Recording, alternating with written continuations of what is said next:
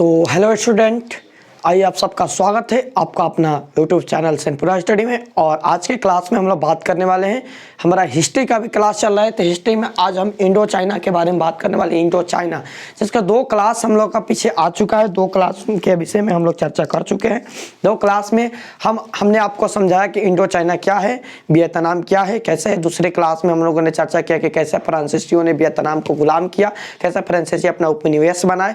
और आज की क्लास में हम चर्चा करेंगे कि वियतनाम में नई से आर्थिक नीति जो क्या थी, वियतनाम की जो औपनिवेशिक आर्थिक नीति क्या थी। ठीक है, तो वियतनाम में जो शिक्षा नीति क्या था, वहाँ में धर्म का प्रचारक क्या था, धर्म क्या था, इन सब विषयों में आज हम चर्चा करने वाले हैं। ठीक है ना, ये चैप्टर थोड़ा सा लंबा होने वाला है, लेकिन आज के क्लास में हम लोग टोटल इसके आर्थिक नीति, शिक्षा नीति और धार्मिक, इन तीनों चीज़ों की आज के क्लास में हम लोग चर्चा कर लेंगे। ठीक है ना, तो आइए चलिए शुरू करते हैं। तो देखिए, सबसे पहले आपको बता दें औपनिवेशिक आर्थिक नीति। फ्रांस में आर्थिक नीति क्या थी, वियतनाम में आर्थिक नीति क्या थी। जब वहाँ पर फ्रांसीसियों ने वियतनाम को गुलाम कर दिया, फ्रांसीसी वहाँ पर आ गए, फ्रांसीसियों ने वहाँ पर अपना घर बना लिया। तो अब फर्ज बनता है उनका कि भी वहाँ पर कुछ ना कुछ सिस्टम लगाए, कुछ न, उनको मुनाफा चाहिए ना भाई। कोई उपनिवेश क्यों बनाता है? अपना लाभ कमाने के लिए, मुनाफा कमाने के लिए, लूटने के लिए, पैसा खींचने के लिए, ये जरूरी होता है। ठीक है, तो उनको अपना उपनिवेश चाहिए। अब ये उपनिवेश कैसे, मतलब उपनिवेश में कैसे उनसे लाभ निकाला जा सके। ठीक है ना, इन्होंने सोचा कि कैसे भाई यहाँ पर, मतलब इन्हें पता था कि हमें यहाँ से लाभ लेना है, हमें यहाँ से मुनाफा कमाना है, तो हमें कुछ ना कुछ तो व्यवस्था करना पड़ेगा, तभी तो मुनाफा कमाएंगे। और एक लेखक थे, वहाँ के विख्यात लेखक थे जिनका नाम था पॉल वनॉट, पूरा नाम था उनका पॉल वनॉट के नाम से फेमस थे लेखक। इन्होंने क्या कहा था कि यदि, इन्होंने लिखा था अपने पुस्तक में कि यदि, बोला भी था इन्होंने कि यदि आप उपनिवेश से लाभ कमाना चाहते हैं, आप उपनिवेश से पैसा कमाना चाहते हैं, तो सर्वप्रथम आपको क्या करना चाहिए, उन उपनिवेशों को सुधारना चाहिए, उन उपनिवेशों को विकास करना चाहिए, वहाँ के लोगों को शिक्षित करना चाहिए, वहाँ के लोगों को रोजगार देना चाहिए, वहाँ के लोगों में अपना एक विश्वास बनाना चाहिए।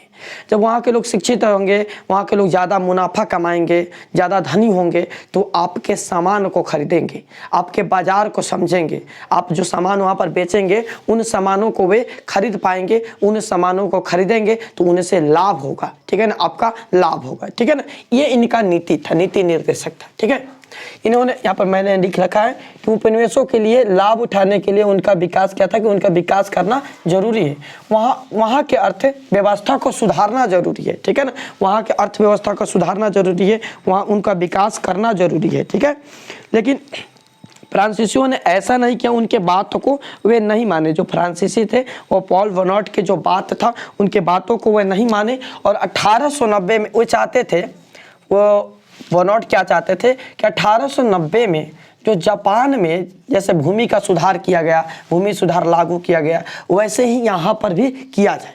इससे क्या होगा कि उपनिवेश विकसित होंगे, वियतनामी विकसित होंगे, तो उनसे हम लोगों का लाभ होगा, हम लोगों का फायदा होगा। लेकिन फ्रांसीसियों ने ऐसा कुछ भी नहीं किया।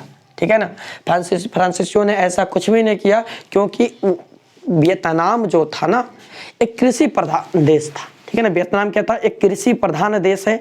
वहाँ पर चावल की खेती, रबड़ की खेती, इन सब ज़्यादा मात्रा में उत्पादन होता था वहाँ पर।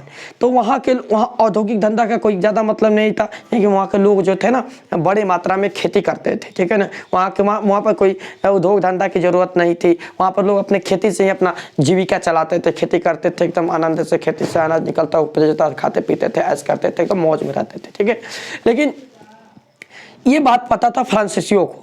तो ये यदि चाहते भी है कि यहाँ पर उद्योग धंधा किया जाए, यहाँ पर फैक्ट्रियाँ डाला जाए, उपनिवेश में विकास किया जाए, फैक्ट्रियाँ डाला जाए, तो उसका कोई ज़्यादा लाभ नहीं होगा। फ्रांसीसियों को यह बात पता थी, तो इसलिए इन्होंने ऐसा कुछ नहीं किया। इन्होंने बल दिया किस पर, तो जो वहाँ पर है उसी पर बल दिया। ये किसान खेती है तो उसी पर बल देंगे, उसी से अपना लाभ मुनाफा कमाएंगे। इन्होंने क्या किया कि इन्होंने एक अनुबंध तैयार किया, एक अनुबंध बनाया। देखिए, फ्रांस में जो था ना, ऐसी व्यवस्था था कि वहाँ पर ज़मीनें थी, लेकिन ज़मीनें सबके पास में नहीं थी। ऐसे भी व्यवस्था था कि ज़मीनें सबके पास में रहती तो कितना अच्छा रहता, किसान के पास में। लेकिन वहाँ पर ज़मीनें थी, किसके पास में थी, तो ज़मीनें थी वहाँ के ज़मींदारों के पास में। बड़े बड़े जो धनी वर्ग कुलीन वर्ग के लोग थे उनके पास में ज़मीनें थी। और बात किया जाए तो उनके अलावा वहाँ के जो फ्रांसीसी थे जो काफ़ी समय से वहाँ पर बस गए थे, व्यापार करने आए थे, वहाँ पर बस गए हैं, उनके पास में ज़मीनें थी। ठीक है ना। अब समस्या यह थी कि किसान के पास में तो ज़मीन नहीं है, कोई ज़्यादा व्यवस्था सुविधा नहीं है, तो कैसे मतलब ये अनुबंध किया जाए। तो फ्रांसीसियों ने क्या किया कि किसान और वहाँ के जो ज़मींदार या कुलीन वर्ग के लोग हैं उनके बीच में एक अनुबंध किया। मतलब कहा जाए तो उनके बीच में एक अनुबंध तैयार किया, बीच में एक फैसला किया। फैसला क्या किया? और देखिए इन फैसला में किसानों से कुछ भी नहीं पूछा गया। ऐसा बात रहता था किसानों से कुछ पूछा जाए, किसानों का भी मत लिया जाए, ऐसा कुछ भी नहीं किया गया। उन्हें डायरेक्ट बोला गया कि आपको, यानी यहाँ पर मत जो था, अनुबंध जो था किसके बीच में हुआ? अनुबंध यहाँ पर फ्रांसीसियों और जमींदारों के बीच में हुआ। ठीक है ना। किसानों को तो वहाँ पर मुहरा बनाकर रखा गया था। केवल किसानों को बोल दिया गया कि आपको जमींदारों के पास में काम करने जाना है, वहाँ पर आपको काम करने हैं, जितने घंटे वो बोलेंगे उतने घंटे आपको काम करने हैं, और जितने रुपये आपको देंगे उतने रुपये ले लेना है, ऐसा उनको बोल दिया गया। ठीक है ना। अब जब ऐसी बात कही गई तो किसान भी वहाँ पर क्या थे, भाई कुलीन वर्ग तो थे नहीं कि वहाँ पर अपनी व्यवस्था करे, सुविधा करे, वो भी मान गए, क्या करे, मरता क्या ना करता, मान गए चलो भाई क्या किया जाए, काम किया जाए। वो किसानों के फ्रांसीसी जो थे एक तरफा अनुबंध कर दिए। किसानों जाने लगे जमींदारों के पास में, जमींदारों के पास जाकर वहाँ पर काम करने लगे। जमींदारों के पास जो देते थे वो लेते थे, ज़्यादा काम करवाते थे, कम लेते थे। यहाँ पर क्या फ्रांस का क्या चाहिए, विकास, फ्रांसीसियों को क्या चाहिए, मुनाफा चाहिए। भाई जमींदार लोग आए, किसान आएंगे तो कम पैसा में वो ज़्यादा काम करवाने को नहीं सोचेंगे कि कम पैसा दे, ज़्यादा से ज़्यादा काम ले लिया जाए। ठीक है, इससे मुनाफा होगा। ठीक है, मुनाफा का फायदा फ्रांसीसियों को भी था, तो इन्होंने भी कहा कि चलो भाई ठीक है, कोई दिक्कत नहीं। यहाँ पर अब यहाँ पर किसानों में के साथ में कुछ और रखा गया कि यदि किसान काम पर नहीं आते हैं, जमींदारों को दिया गया यहाँ पर कि किसान काम पर नहीं आते हैं या किसान काम करने में कुछ करते हैं, मतलब इधर उधर करते हैं या नहीं करते हैं, या मतलब सजबौरी करते हैं, तो इसके लिए आप वहाँ उनको दंड दे सकते हैं। जमींदारों को एक अधिकार दे दिया गया है कि आप किसानों को भी दंडित कर सकते हैं। यदि वो तब भी वे नहीं मानते हैं तो आप सरकार से अनुरोध करके उन्हें जेल भेजवा सकते हैं। ठीक है ना। अरे किसानों के ऊपर में कितना ज़्यादा दिक्कत हो गया, किसानों के ऊपर में कितना ज़्यादा बड़े बड़े फैसला लिए गए। ठीक है, तो ऐसी घटना हुई जिससे किसान और भी ज़्यादा गरीब होते गए और भी किसानों पर इसका बहुत ज़्यादा प्रभाव पड़ा। ठीक है ना। आगे हम लोग समझते हैं वहाँ पर कृषि का विकास कैसे हुआ। ध्यान दीजिएगा, फ्रांस को पता था कि यहाँ पर खेती ही होता है, खेती में चावल सबसे ज़्यादा उत्पादन होता है। ठीक है ना। तो ऐसा किया जाए कि उद्योग धंधा लगाने से कोई लाभ नहीं है, खेती पर ही बल दिया जाए। ठीक है ना। तो कृषि पर उन्होंने बल दिया, कृषि पर पूर्णतः बल दिया कि खेती पर वहाँ के लोगों को बोला कि नहीं आप लोग खेती कीजिए। वहाँ खेती के लिए तैयार किया, भूमियों को, जो वहाँ पर कम भूमि थी भूमि को तैयार किया, जंगलों को साफ कराया, वहाँ पर भूमि का निर्माण करवाया। ठीक है ना। मोकोंग डेल्टा, ध्यान दिए, मोकोंग डेल्टा क्षेत्र में सिंचाई के लिए उन्होंने फ्रांसीसियों ने नहर बनवा दी। ठीक है ना। क्यों भाई, खेती कब, फसल अच्छा कब होगा, जब उसको सिंचाई दिया जाएगा। सिंचाई के लिए जल की व्यवस्था होनी चाहिए। जल की व्यवस्था का पारंपरिक स्रोत आपको पता है कि नहर था पहले, आज ना मोटर पंप वगैरह ये सब हो गया, पहले नहर था। ठीक है। तो वहाँ पर यह क्या किया कि मोकोंग डेल्टा में क्या किया कि नहरों का विकास कर दिया, नहर बनवाया। देखिए ये अपने लाभ के लिए, जो फ्रांसीसी लोग थे ना, ये अपने लाभ के लिए विकास कर रहे थे, अपने लाभ के लिए नहर बनवा रहे थे, रेल ट्रैक बनवा रहे थे, अपने सुविधा के लिए। लेकिन एक तरफ से देखा जाए ना तो वियतनाम का भी विकास हो रहा था कि नहीं, वियतनाम का भी विकास हो रहा था। ठीक है ना। जैसे हमारे देश में अंग्रेज आए, अपने लाभ के लिए सब काम कर रहे थे, लेकिन हमारे देश का विकास हो रहा था ना, उसी तरह। ठीक है। तो मोकोंग डेल्टा क्षेत्र में सिंचाई की सुविधा के लिए नहरें बनवा दी गई। ठीक है। इस परियोजना पर वियतनामियों को काम करने पर मजबूर किया गया। भाई नहर बनाना जा रहा है तो उसमें क्या वियतनामियों को कम पैसे पर काम करवाया गया, नहीं आपको काम करना, आपके लिए विकास के लिए बन रहा है, उनको कम मजदूरी दे देकर काम करवाया गया, इससे तैयार करवाया गया। ठीक है ना। 1873 तक ध्यान दीजिएगा, वियतनाम में 1873 में 2,74,000 हेक्टेयर भूमि थी जिस पर खेती किया जाता था, जिस पर किसान फसल उगाते थे। ठीक है ना। अब यहाँ पर चूंकि पता था फ्रांसीसियों को कि यहाँ पर एकमात्र यहाँ का मुनाफा लेने का मात्र एक उपाय है, क्या, यहाँ पर कृषि को बढ़ा दिया जाए, खेती अधिक से अधिक मात्रा में कराया जाए, ताकि ये लोग अनाज को उत्पादन करें तो उसे हम लूटपाट कर लेकर यहाँ से भाग जाए। ठीक है ना। तो इसलिए वहाँ पर इन्होंने क्या किया कि खेती का विस्तार किया। ठीक है ना। 1873 1973 में 2,74,000 हेक्टेयर क्षेत्र पर, लगभग 2 लाख मान लीजिए या 3 लाख लगभग हेक्टेयर भूमि क्षेत्र था जिस पर खेती का विस्तार था, ठीक है ना। 1930 तक आते आते देखिए 1873 से 1930 तक आते आते 22 लाख हेक्टेयर हो गया। सोचिए इतनी ज़्यादा वहाँ पर क्षेत्र का विस्तार कर दिया गया, खेती के लिए वहाँ पर बहुत सारे क्षेत्रों का विस्तार कर दिया गया, बहुत सारे लंबा क्षेत्र बना दिया गया, उस पर खेती होता था, किसान वहाँ पर खेती करते थे, उससे अनाज उत्पादते थे और उस अनाज को ले जाकर बेचा जाने लगा। उस अनाज को ले जाकर फ्रांसीसी जो है लेकर चले जाते थे उन अनाजों को, ठीक है। 1931 तक वियतनाम विश्व का तीसरा, ध्यान दीजिएगा 1931 आते आते वियतनाम जो था विश्व का तीसरा चावल निर्वाहक क्षेत्र बन गया, यानी पूरे विश्व में चावल उत्पादन में वियतनाम का तीसरा स्थान हो गया 1931 तक, ठीक है। क्यों? क्योंकि यहाँ पर भूमि का विस्तार हुआ, अधिक मात्रा में चावल का उत्पादन होने लगा, ठीक है ना। अब आइए वहाँ की कुछ संरचनात्मक विकास को हम लोग समझ लेते हैं, ठीक है ना। संरचनात्मक विकास का देखा जाए तो वहाँ पर प्रशासनिक व्यवस्था को सुधारा गया। चूंकि उनको पता था कि फ्रांस को मतलब फ्रांस से ज़्यादा मुनाफा नहीं के लिए पूरे फ्रांस पर नज़र रखना पड़ेगा। पूरे फ्रांस को हम वियतनाम को, पूरे वियतनाम को पर नज़र रखना पड़ेगा। पूरे फ्रांसीसी चाहते थे कि पूरे वियतनाम के ऊपर नज़र रख सके हम, पूरे वियतनाम में क्या हो रहा है, कैसे हो रहा है, सारे चीज़ को हम देखते रहे, सारे चीज़ को समझते रहे, ठीक है ना। इसके लिए इन्होंने क्या किया कि प्रशासनिक और सैनिक उद्देश्य पर विकास बल दिया। प्रशासनिक और सैनिक उद्देश्य को बढ़ाया, प्रशासन को बढ़ाया। प्रशासन में जितने भी वियतनामी थे उन्हें रखा वहाँ पर, वियतनामी पुलिसों को बढ़ाया, वियतनामी फौजों को बढ़ाया वहाँ पर, ठीक है। जिससे पूरे वियतनाम पर नजर रख सके, पूरे वियतनाम के ऊपर पर कब्जा किया जा सके, ठीक है ना।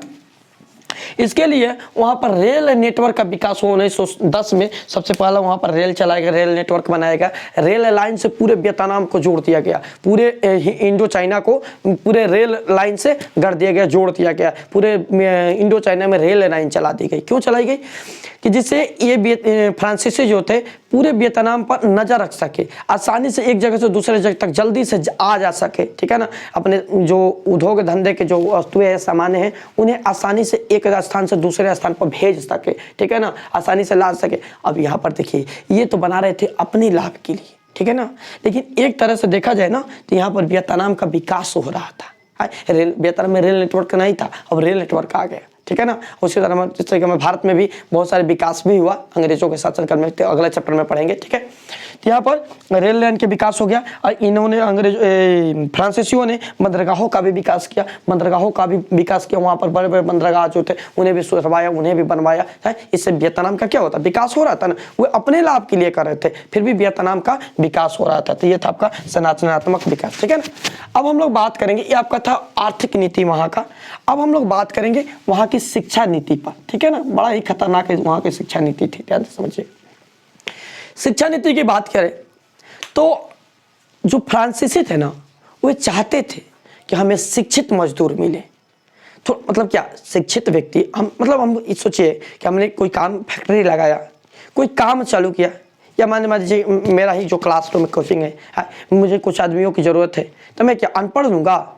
मैं क्या शिक्षित व्यक्ति को खोजूंगा, मैं प्रयास करूंगा कि मुझे शिक्षित लोग मिले, ठीक है ना, मेरी सामना शिक्षित लोगों से हो। क्यों? क्योंकि शिक्षित लोग जो है ना ज़्यादा से ज़्यादा ना काम करेंगे, ज़्यादा से ज़्यादा ना अपना दिमाग लगाएंगे। तो फ्रांसीसी लोग चाहते थे कि हमें शिक्षित लोग मिले, हमारे जो काम करने वाले हो वो शिक्षित हो। काम करने वाले में ज़्यादातर मजदूर वियतनामी रहते थे, तो वियतनामी शिक्षित हो ये चाहते थे। और एक और बात बताते हैं यहाँ पर आपको कि शिक्षा नीति में, जैसे कि आपको पीछे हम बताए थे वहाँ पर, कि ये लोग खुद को बहुत बड़े विद्वान समझते थे। फ्रांसीसी यूरोप वाले पश्चिमी सभ्यता लोग खुद को बहुत बड़े विद्वान समझते थे। और ये इनके नज़र में जो वियतनामी थे ना मूर्ख थे, ठीक है ना, बेवकूफ़ थे। ये उनको बेवकूफ़ मूर्ख मानते थे, उनको नहीं, ये दुनिया का लगभग क्षेत्र को मूर्ख और बेवकूफ़ मानते रहते थे, ठीक है ना। तो इनका मानना था, ये अपने ऊपर एक दायित्व ले लिए थे, अपने ऊपर में सोच लेते कि भाई नहीं, हमारा एक दायित्व बनता है, हमारा एक फर्ज बनता है कि इन लोगों को शिक्षा दें। होता है ना कि भाई नहीं होता है कोई बिना मन का भी, आपको पिछले क्लास में समझाते हैं अंत में कि बिना मन का कोई नेता बन जाएगा। नहीं, हम बड़े हैं, हम सब काम कर सकते हैं। उसी तरह इन लोगों को भी लगा था ना कि क्या हमारे ऊपर एक दायित्व है, हमें इन लोगों को शिक्षित करना है, हमें इन लोगों को शिक्षा देना है, यह हमारा दायित्व बनता है, हमारा फर्ज बनता है। ये उनको मान लिए थे। अब वहाँ पर ये उन लोगों को शिक्षित करना चाहते थे कि शिक्षित हो जाएंगे तो हमारा मुनाफा ज़्यादा होगा। ये एक तरफ था, ठीक है।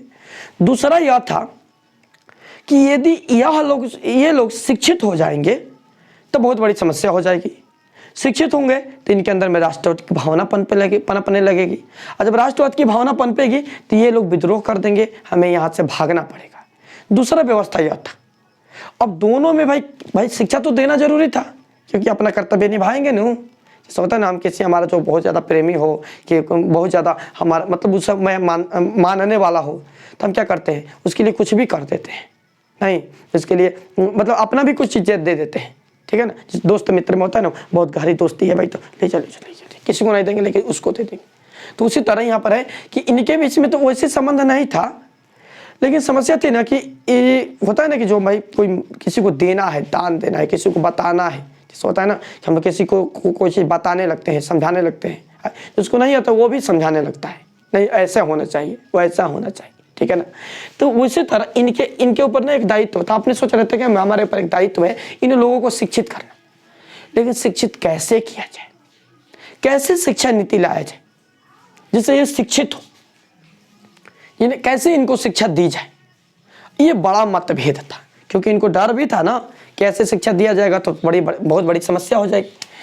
तो शिक्षा नीति पर मतभेद, ये दो प्रकार का मतभेद था। पहला मतभेद क्या था कि कहाँ तक इनको शिक्षा दी जाए, इनको कितना पढ़ाया जाए, कितनी शिक्षा दी जाए जो इनके लिए उचित हो, ठीक है ना।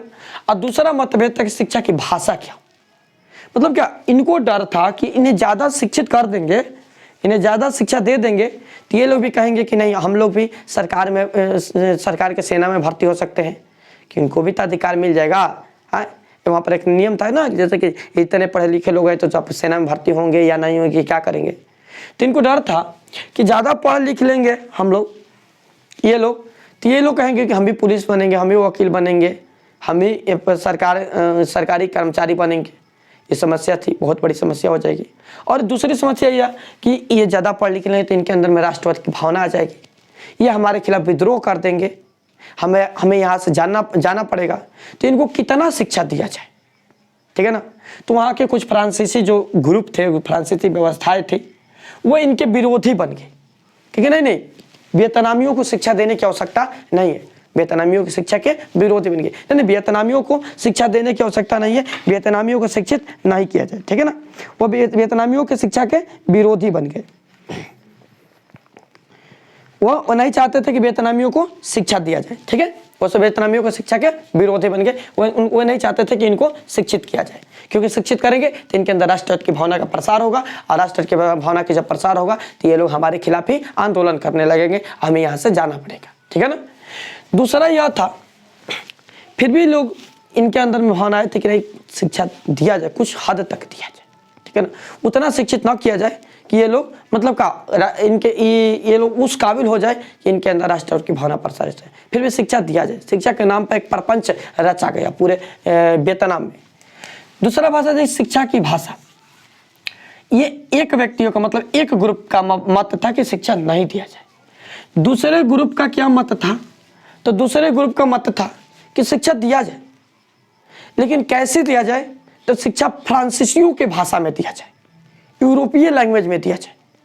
इससे क्या होगा, ध्यान दीजिएगा। एक मत था कि इनको शिक्षा दिया जाएगा, पहला मत कि शिक्षा दिया जाएगा तो ये लोग शिक्षित हो जाएंगे, हमारे खिलाफ आंदोलन करके हमें यहाँ से भगा देंगे, या इनके अंदर राष्ट्रवाद की भावना का प्रसार होने लगेगा। और दूसरा मत यह था दूसरे ग्रुप का कि नहीं, इनको शिक्षित किया जाए, इनको शिक्षित किया जाए, इनको शिक्षा फ्रांस के भाषा में दिया जाए, फ्रांसीसी भाषा में इनको शिक्षित किया जाए, फ्रांसीसी भाषा में इनको शिक्षा दिया जाए, इन्हें बताया जाए फ्रांस की रीति रिवाज कल्चरल फ्रांस की भाषा में, ताकि ये लोग शुरू से ही बचपन से ही फ्रांसीसी रीति रिवाजों फ्रांसीसी नियम कानूनों के गुलाम बन जाए। इस तरह ये लोग आने वाले समय में पूर्ण रूप से फ्रांसीसी बन जाएंगे, और जब पूर्ण रूप से फ्रांसीसी बन जाएंगे तो ये हमारे में ही मिल जाएंगे, हमारे ऐसे इनकी सभ्यता हो जाएगी, ठीक है ना। हाँ, और इनमें भी कुछ और ग्रुप था जो यह चाहता था कि नहीं, इनको ना बचपन में वियतनामी भाषा में शिक्षा दिया जाए, जब बड़ हो जाए तो इनको क्या किया जाए, फ्रांसीसी भाषा में शिक्षा दिया जाए, ठीक है ना। तो ऐसा मतभेद तो उत्पन्न हुआ वहाँ पर शिक्षा को लेकर, ठीक है। अब बात करते हैं, फिर भी यहाँ पर इस वाले को तो नहीं माना गया, इसी वाले को लेकर चला गया। वहाँ पर औपनिवेशिक शैक्षणिक व्यवस्था को अपनाया गया, वहाँ पर लगा कि नहीं अब वियतनामियों को शिक्षित किया जाए, शिक्षा ध्यान दीजिएगा कैसा शिक्षा रहेगा। वहाँ पर पहले से ही चीनी सभ्यता थी, ध्यान दीजिए, वहाँ पर बौद्ध धर्म था, बौद्ध धर्म प्रधान था वियतनाम में, ठीक है। बौद्ध धर्म, शिव धर्म वहाँ प्रधान था, आपको पीछे ही समझाते फर्स्ट वाले क्लास में। तो वहाँ पर बौद्ध धर्म प्रधान था। तो वहाँ पर क्या किया गया, फ्रांसीसियों ने क्या किया कि धीरे फ्रांसीसियों और पदाधिकारी, वहाँ फ्रांसीसियों में जो पादरी थे वो सब मिलकर क्या किए, वहाँ के जो बौद्ध धर्म था उनको नष्ट कर दिया। जो वहाँ की संस्कृति क्या थी, वहाँ की सभ्यता क्या थी, चीनी सभ्यता था, वहाँ का चीनी संस्कृति थी, वहाँ की पढ़ाई के लैंग्वेज चीनी सभ्यता, चीनी संस्कृति थी। इन्हें फ्रांसीसियों ने नष्ट कर दिया, पूरा खत्म कर दिया। चीनी संस्कृति, सभ्यता, वहाँ के कल्चरल चीनी व्यवस्था को, सारे से चीज को अंत कर दिया, खत्म कर दिया, ठीक है ना। और वहाँ पर फ्रांसीसी स्कूल खोल दिए, फ्रांसीसी स्कूल खोल दिए जिनमें पढ़ाई को रखा गया। लेकिन फ्रांसीसी स्कूल जो था इतना कॉस्टली था, इतना महंगा था कि वहाँ पर वियतनाम के जो गरीब किसान के लड़के थे वो उसमें नहीं पढ़ सकते थे, केवल कुलीन वर्ग के लोग पढ़ सकते थे। जो वहाँ पर जमींदार थे, धनी मनी वर्ग के लोग थे, वह वहाँ उस स्कूल में पढ़ सकते थे, वह उन स्कूल में पढ़ सकते, गरीबों के जो बच्चे थे वो नहीं पढ़ सकते थे, ठीक है ना। फ्रांसीसी स्कूल खोले गए, फ्रांसीसी स्कूल में केवल कुलीन वर्ग के ही लोग पढ़ सकते थे, लड़के पढ़ सकते थे, ठीक है। विद्यार्थियों को यहाँ पर क्या हुआ कि पढ़ाई की व्यवस्था लेकर चली गई, मतलब क्या कुलीन वर्ग में भी लोग पढ़ाते थे। पढ़ाई की व्यवस्था कुछ ऐसी थी कि विद्यार्थियों को पढ़ाया जाता था, ठीक है ना, और जानबूझकर उन्हें अंतिम वर्ष में फेल कर दिया जाता था।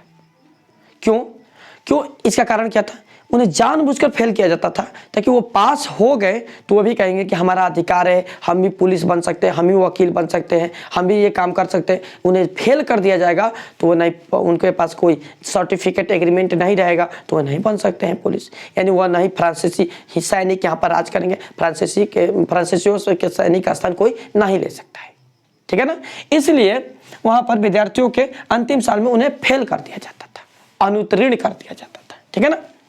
अब इसी से आप अनुमान लगा लीजिए कि 1925 में 1.5 करोड़ लोग में, विद्यार्थियों में 1.7 करोड़ विद्यार्थियों में केवल 400 विद्यार्थियों को पास किया गया, 400 विद्यार्थी को। तो इसी से आप अनुमान लगा लीजिए कि कितने विद्यार्थियों को फेल कर दिया गया जानबूझकर, ठीक है ना। वो पढ़े थे, एग्जाम भी अच्छे से दिए, फिर भी उन्हें फेल कर दिया गया, ठीक है ना। अब ध्यान दीजिएगा, फ्रांसीसी स्कूल खोले गए, वहाँ पर फ्रांसीसी पुस्तकें भी लाई गई। फ्रांसीसी पुस्तक, भाई पुस्तक चाहिए ना पढ़ने के लिए, तो वहाँ पर फ्रांसीसी पुस्तक लाई गई।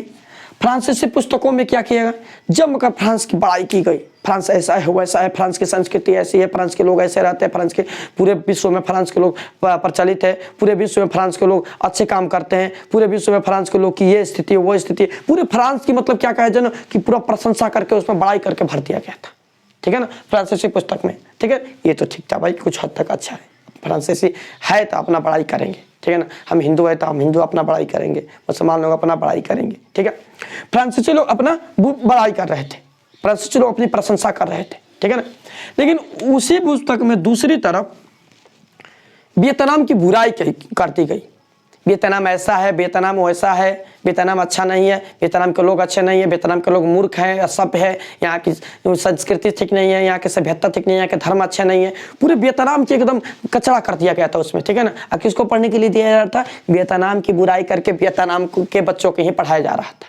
किन से, तो वियतनामी टीचरों से ही पढ़ाया जा रहा था। वाह, यानी कि हमारे भारत की कोई बुराई करेगा, ठीक है, अब बुराई करके आएगा, बुराई किया पूरा एकदम रच कर है, और आया हमसे ही बोला कि लीजिए पढ़ाइए अपने बच्चों को कि भारत ऐसा है, भारत नालायक है, भारत ऐसे बोलेगा कि भाई अपने बच्चों को पढ़ाइए। अब बताइए हम पढ़ा सकते हैं, संभव है, नहीं पढ़ा सकते हैं भाई, है कोई भी अपना बेइज्जती पढ़ा सकता है, नहीं पढ़ा सकता है। लेकिन यहाँ पर वह सब लाया गया, फ्रांसीसियों ने ऐसा लिखा, खुलकर लिखा, जमकर लिखा, पुस्तकों में जमकर बुराई की, किसकी, वियतनाम की। पर जमकर इंडो चाइना की बुराई की, ठीक है ना। उन्हें आदिम बोला, आदिम का मतलब ये होता है ना आदिवासी, आदिकाल के लोग, ठीक है ना, जंगली, ठीक है ना, जगनी उन्हें बोला, ठीक है। उन्हें पिछड़ा बोला, ये बहुत पिछड़े हैं, बहुत पिछड़ गए हैं। उन्हें मोट बुद्धि बोला, ये मोट बुद्धि के लोग हैं, इनसे जितना मोटा मोटा काम करवा लो, खेती करवा लो, हल चलवा लो, मोटे मोटे काम हर सब कर देंगे, लेकिन जहाँ पर दिमाग की बात आती है ना वहाँ पर ये फेल मार जाते हैं। ऐसे उन्हें बोला गया, ठीक है ना। उनको बताया गया है माहिर नकल से, बताया गया नकल से में नकल करने वाला, ठीक है ना। बताया गया कि ये लोग क्या है, एक दूसरे के एक दूसरे कुछ देखेंगे ना उसमें से छाप लेंगे, ठीक है ना, उसमें छाप कर उसका नकल कर देंगे, लेकिन अपना दिमाग नहीं लगाएंगे। इतनी ज़्यादा इनकी बुराई की गई, ठीक है ना, इतनी ज़्यादा इनकी बुराई की गई, हिनाई की गई वियतनामियों की बुराई के पुस्तकों में, ठीक है ना। और यहाँ पर फ्रांस के कारण वियतनाम को सुरक्षित बताया गया, ध्यान दीजिए, फ्रांस के कारण वियतनाम सुरक्षित बताया गया। और बताया गया कि किताब के अंत में क्या लिखा गया कि वियतनाम जो था ना, यहाँ की जो पहाड़ी इलाके थी, बंदरगाह थी, यहाँ पर डाकुओं का हमला होता रहता था। पहले यहाँ पर डाकू आते थे, वियतनामी के कमाए हुए धन को लूट लिया करते थे, उन्हें मारा पीटा करते थे, उनके संपत्ति को लूट कर भाग जाया करते थे। लेकिन जब से फ्रांस यहाँ पर आया है ना, ये फ्रांसीसियों ने पुस्तक में लिखा था कि जब से फ्रांस यहाँ पर आया है ना, इन सब चीज़ों से राहत है। कोई फ्रांस के वियतनाम के ऊपर कोई आंख उठाकर नहीं देख सकता है, इंडो चाइना के ऊपर कोई आंख नहीं उठा सकता है, कोई युद्ध करने को नहीं सोच सकता है, क्योंकि यहाँ पर फ्रांसीसी लोग आए हैं। फ्रांसीसी लोग कितना विकास कर रहे हैं वियतनाम का, कितना ज़्यादा मेहनत कर रहे हैं वियतनाम के लोगों के लिए। अपनी खूब बड़ाई लिखा वियतनाम के विषय में, खूब लिख दिया कि फ्रांसीसियों ने ये किया वो किया, इतना व्यवस्था बनाया, ऐसे बनाया वैसे बनाया, पूरा बड़ाई लिखकर भर दिया पूरे पुस्तक में, ठीक है ना। अब ध्यान दीजिएगा, वहां पर ना 1907 में एक स्कूल खोला गया, टोकन फ्री स्कूल वियतनाम में, ठीक है ना। ये समझ में आ गया ना आपको। यहाँ पर 1907 में एक टोकन फ्री नामक स्कूल खोला गया, टोकन फ्री, बस नाम का ये फ्री स्कूल है, लेकिन कोई इसमें फ्री वाली सुविधा नहीं है। ध्यान दीजिएगा, टोकन फ्री स्कूल खोला गया वियतनाम में, जिससे ध्यान दीजिएगा वहाँ पर शिक्षा क्या दिया जा रहा था टोकन फ्री स्कूल में। वहाँ पर वहाँ के जो बच्चे थे ना, उन्हें पश्चिमी सभ्यता के जैसे बनाया जा रहा था। उन्हें कहा जाए कि नहीं, आप लोग अच्छे नहीं है, आप लोग के सभ्यता अच्छा नहीं है, आप लोग का धर्म अच्छा नहीं है, आप लोग बहुत पिछड़े हुए हैं, आपको आधुनिकता लाना है, आपको मॉडर्न बनना है, ठीक है ना, आपको स्मार्ट बनना है, ठीक है। पश्चिमी सभ्यता के जैसा उन्हें बनाना था कि जो पश्चिमी यानी यूरोप में, फ्रांस में जैसे लोग रहते हैं ना, उस तरह उनको बनाना था। यही यहाँ पर शिक्षा का मुख्य कारण था। वहाँ पर विज्ञान की भी शिक्षा दी जा रही थी, स्वच्छता की भी शिक्षा दी जा रही थी, लेकिन इन सब चीज़ों के लिए अलग से फी लिया जा रहा था, अलग से फी जोड़ा जाता था। किसके लिए? विज्ञान की शिक्षा के लिए, स्वच्छता की शिक्षा के लिए अलग से उसमें फी जोड़ लिया करता था। इसके लिए अलग क्लासरूम बनाया गया था, उसमें उनसे फी इकट्ठा किया जाता था, ठीक है ना। उन्हें आधुनिक बनाने पर बल दिया गया, उन्हें आधुनिक बनाया गया। आधुनिक बनाने पर जबरदस्त बल दिया गया कि आप आधुनिक बनिए। पर वियतनाम के लोग ना बड़े बड़े बाल रखा करते थे, पीछे से इतने बड़े बड़े बाल रखा करते थे, ठीक है ना। लेकिन उन्हें उनके बालों को बताया गया कि नहीं, ये आदिम जमाना के आदिम लोग ऐसे रखते थे। बालों को उन्हें छोटे छोटे कटवाने पर जोर दिया गया। नहीं, बालों को कटवाने के लिए ध्यान दीजिएगा, हंसी भी आती है पढ़ाने में इसे। बालों को कटवाने के लिए वहाँ पर बाल कटाई पर श्लोक लिखा गया। वहाँ पर बाल कटाई पर श्लोक लिखा गया कि बाल को कटवाने के लिए बाल कटाई पर, पुस्तकों में बाल कटाई पर श्लोक लिखा गया कि उन श्लोकों से पढ़कर बच्चे प्रेरित होकर अपने बाल को कटवाकर छोटे छोटे कर लेंगे, ठीक है ना। तो ये बहुत सारी वहाँ पर मतलब ऐसे आधुनिक बनाने के लिए वहाँ पर ये शिक्षा दी रहे थे टोकन फ्री स्कूल में, ठीक है ना। अब लोग हम आगे बढ़ते हैं। अब स्कूल में विरोध का आरंभ, अब ध्यान दीजिएगा थोड़ा सा और हम यहाँ पर एक बार आ जाते हैं, ठीक है ना।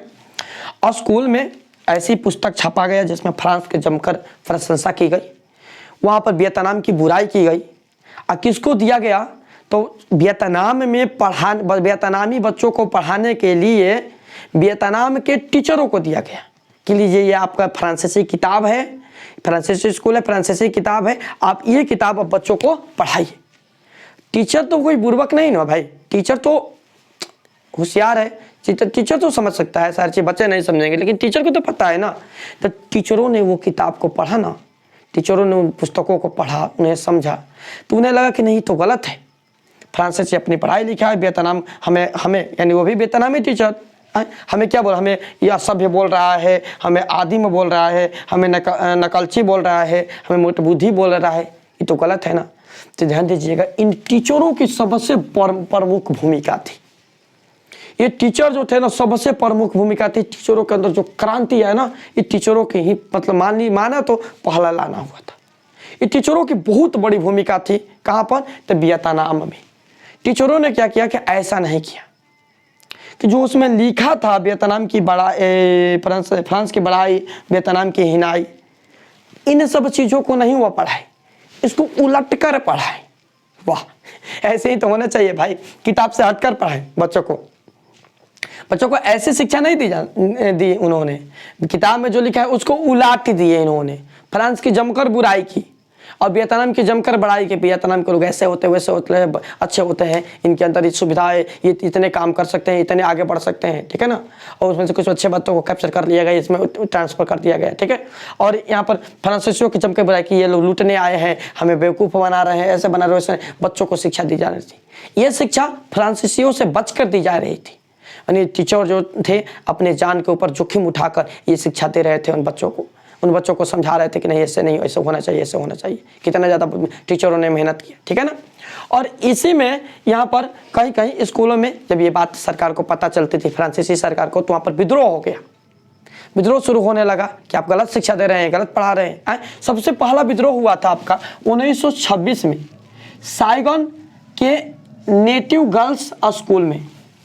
साइगन के नेटिव गर्ल्स स्कूल में सबसे पहला विद्रोह हुआ था। किसके प्रति कि आप गलत पढ़ा रहे हैं, उल्टा पढ़ा रहे हैं, ठीक है ना।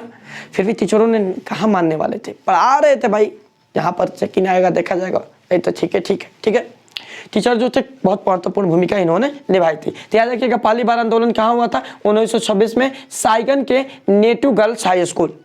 साइगन के नेटिव गर्ल्स हाई स्कूल में पहला आंदोलन फूटा। और यहाँ से ध्यान दीजिएगा, यहाँ के बाद जो छात्र छात्राएं थे वह सरकारी नीतियों का विरोध करने लगे। जब यहाँ तक उन्होंने कुछ छात्र पढ़ लिए थे कि नहीं, फ्रांस जो है गलत कर रहा है, उन्हें पढ़ा दिया गया था कुछ हद तक। इसका काफ़ी लाभ हुआ। छात्र छात्राओं को समझ आने लगा कि नहीं, ये फ्रांस जो है ना, फ्रांसीसिया, ये बहुत गलत कर रहा है हम लोगों के साथ में, हम लोग के साथ में खेल रहा है, हमारी सभ्यता के साथ में ये खेल रहा है, हमें बहुत ही ज़्यादा नुकसान ये पहुंचा रहा है, ठीक है। उन्हें समझ में आने लगा कि जो फ्रांसीसी है ना, ये गलत कर रहे हैं, बहुत ज़्यादा ही गलत कर रहे हैं हम लोगों के साथ में, ठीक है ना। तो वहाँ पर छात्र छात्राओं के सरकारी नीतियों के प्रति, जो फ्रांसीसी नीतियाँ थी उसके प्रति विरोध शुरू हो गया, उनके प्रति विरोध होने लगा, ठीक है। राष्ट्रवाद की भावना जो है पनपने लगी उनके अंदर में। समझ में आ रहा है कि राष्ट्रवाद क्या है भाई, राष्ट्रवाद की भावनाएं पनपने लगी। अब फ्रांसीसियों की हालत खराब है, अब क्या किया जाए। राष्ट्रवाद की भावनाएं पनपने लगी। छात्र फ्रांसीसियों के विरोधी बन गए, छात्र फ्रांसीसियों के विरोधी बन गए। अब एक तरफ जो था ना, ये फ्रांस जो इन सब चीज़ों के कंट्रोल में लगा हुआ था। शिक्षा नीति को बंद, जो शिक्षा नीति चलाया जा रहा था, स्कूलों को बंद करने लगा। उन्हें यहाँ पर सबसे बड़ा हनोई विश्वविद्यालय को बंद कर दिया, शिक्षा को खत्म करने लगा। नहीं, हम तो उसे समझ में आ गया कि हम इन्हें शिक्षित करके गलत कर रहे हैं कहीं ना कहीं, ठीक है। लेकिन ये लोग अब कहाँ मानने वाले थे। एक तरफ ये उन पर कंट्रोल कर रहा था और दूसरी तरफ ये जो छात्र थे वो आंदोलन में भड़क उठे, उनके अंदर में राष्ट्रवाद की भावना पनपने लगी, ये लोग आक्रोश में आने लगे। वाह, ऐसी नहीं होना चाहिए।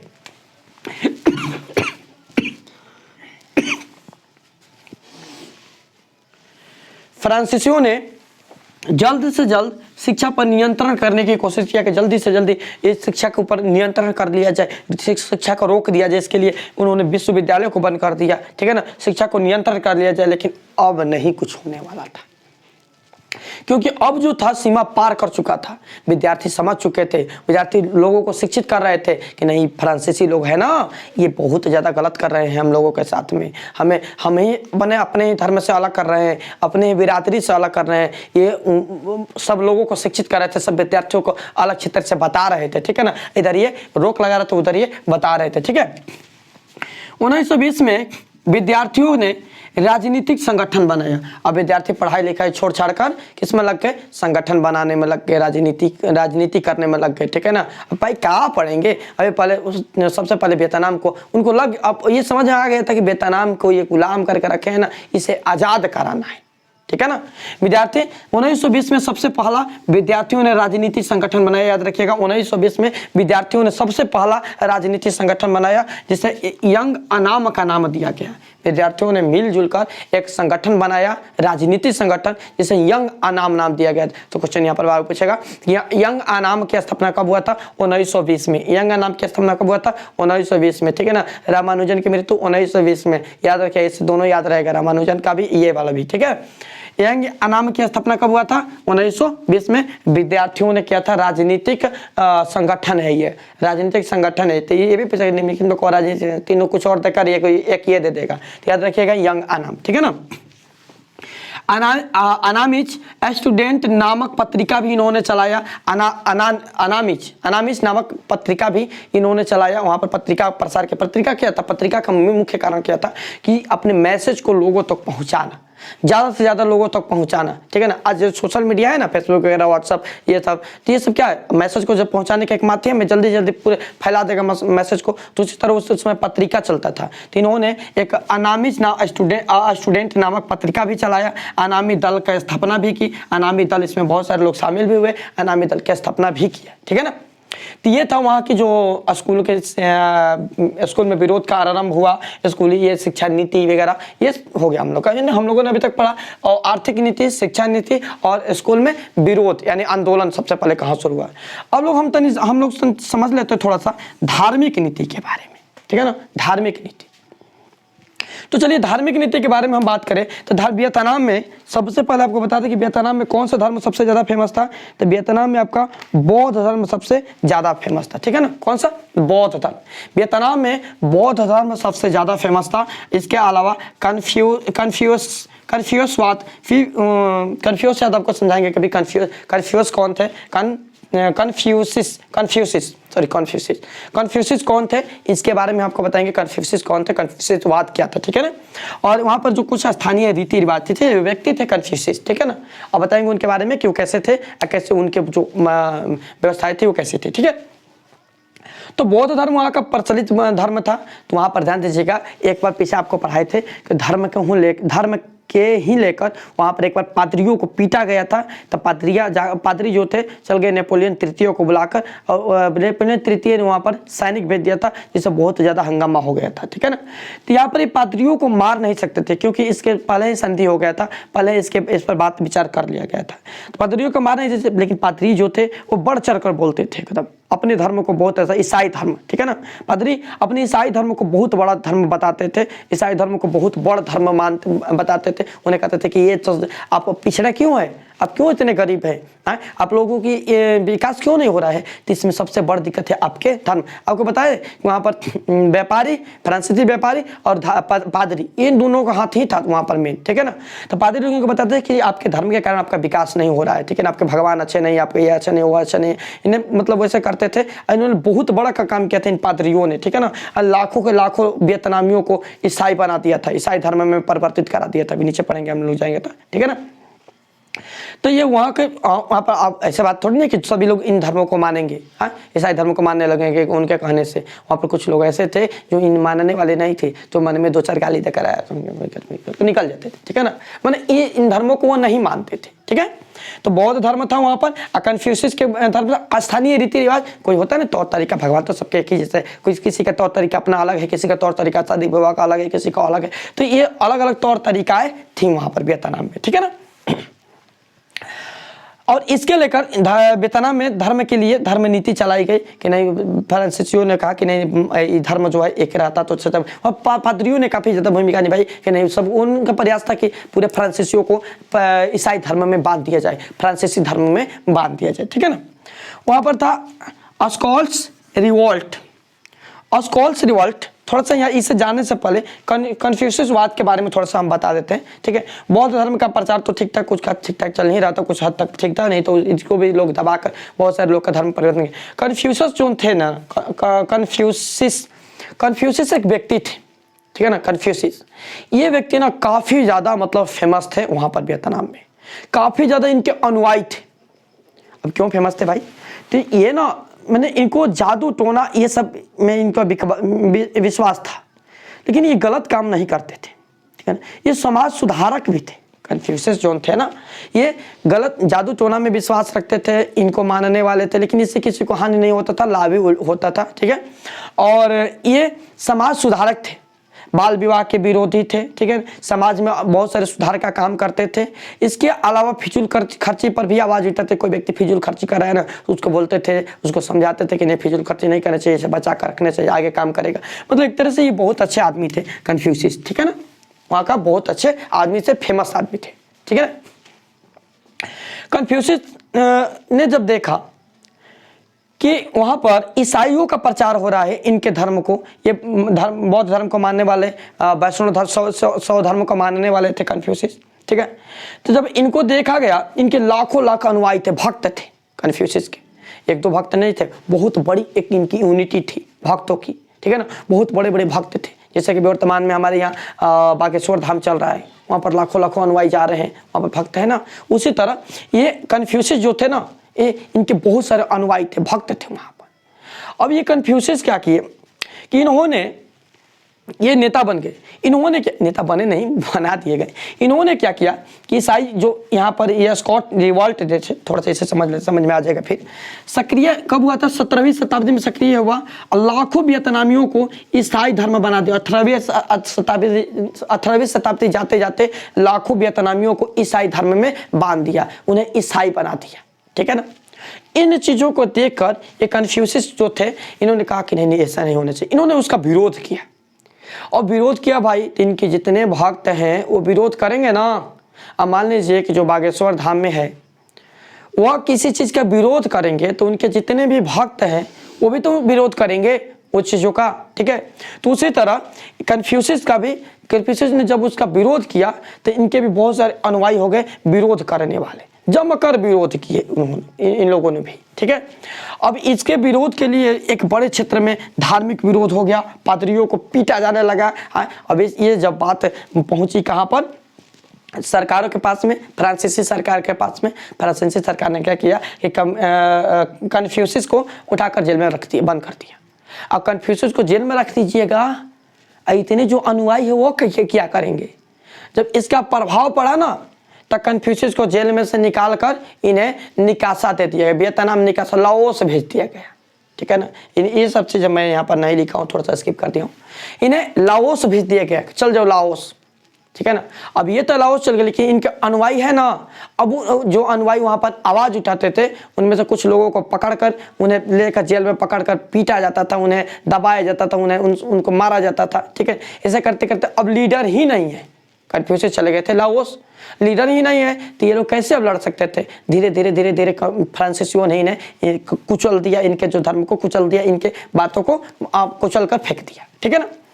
अब बात करते हैं यहाँ पर कि 1868 में ईसाईयत के विरुद्ध सशक्त आंदोलन हुआ। लेकिन एक बात ध्यान रखिएगा कि यहाँ पर विरोध हुआ, विरोध तो हुआ जमकर, लेकिन इस विरोध से लाभ भी हुआ। वहाँ पर जब लाखों लोगों के साथ ऐसा किया गया ना, तो वहाँ पर लोगों को समझ गए कि ये तो बहुत गलत कर रहा है फ्रांसीसी। उनके अंदर और ज़्यादा गुस्सा उबलने लगा, निकलने लगा फ्रांसीसियों के प्रति।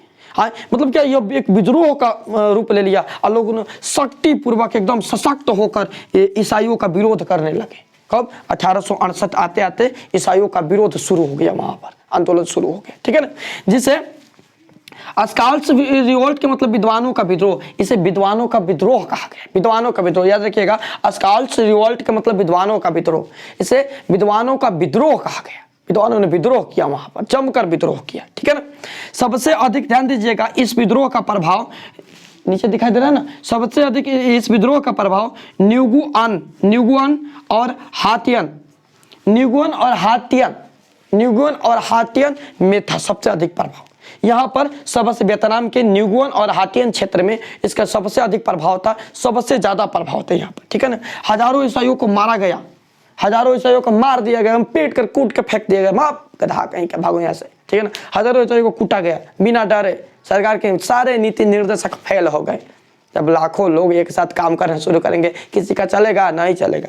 हजारों लोगों को मार दिया गया, हजारों को फेंक दिया गया, ठीक है ना। इसके बाद हुआ आंदोलन, ठीक है ना। तो इसे हम लोग नेक्स्ट क्लास में समझेंगे। आज के क्लास में बस इतना ही, हुआ आंदोलन और वियतनाम में राष्ट्रवाद क्या है, हम नेक्स्ट क्लास में इसे बड़ी ही दिलचस्पी से आनंद के साथ में समझेंगे। मैं ऐसा करता हूँ कि आप लोग को ये बहुत अच्छे से समझ में आया होगा, बहुत अच्छा लगा होगा। तो यदि अच्छा लगा हो, आपको लगे समझ में आए कि नहीं, इससे लाभ है, तो प्लीज़ चैनल को सब्सक्राइब कर लीजिएगा नए बच्चे, और लाइक जरूर मारिएगा, ठीक है ना। और कमेंट तो जरूर मारिएगा भाई, आप कमेंट जरूर बताइएगा कैसा ये क्लास हुआ आप लोगों का, ठीक है ना। चलिए मिलते हैं हम लोग नेक्स्ट हिस्ट्री के क्लास में। जल्दी जल्दी पढ़ा रहे हैं ताकि एग्जाम नजदीक आ गया तक खत्म कर लिया जाए ना। हाँ, तो चलिए इसे आप लोग समझ लीजिए। इसका क्वेश्चन आंसर VVI क्वेश्चन भी हम कराएंगे। इसका क्वेश्चन आंसर नहीं कराएंगे तो VVI क्वेश्चन जरूर कराएंगे आप लोगों का। ये हिस्ट्री का सारे एकदम फुल सेटअप ऑब्जेक्टिव, उसमें से एक अलग नहीं आएगा आपका, टोटल हमारे चैनल पर है। आप वहाँ से जाकर मेरे इसी प्ले लिस्ट में डाला हुआ है, जाकर वहाँ पर आप लोग आसानी से देख सकते पढ़ सकते हैं। बहुत सारे चीज़ चैनल पर अपलोड कर दिया गया है। बिल्कुल आप लोग जम कर तैयारी कीजिए, एकदम आनंद उठाइए, मजे में रहिए, ठीक है। चलिए तो मिलते हैं हम लोग अगले क्लास में। तब तक अच्छे से आप लोग पढ़िए, अच्छे से तैयारी कर लीजिए। आए कदम इतना तैयारी कीजिएगा कि बोर्ड को फाड़ कर रख दीजिएगा, ठीक है ना। तो चलिए मिलते हैं अगले क्लास में। ओके, धन्यवाद।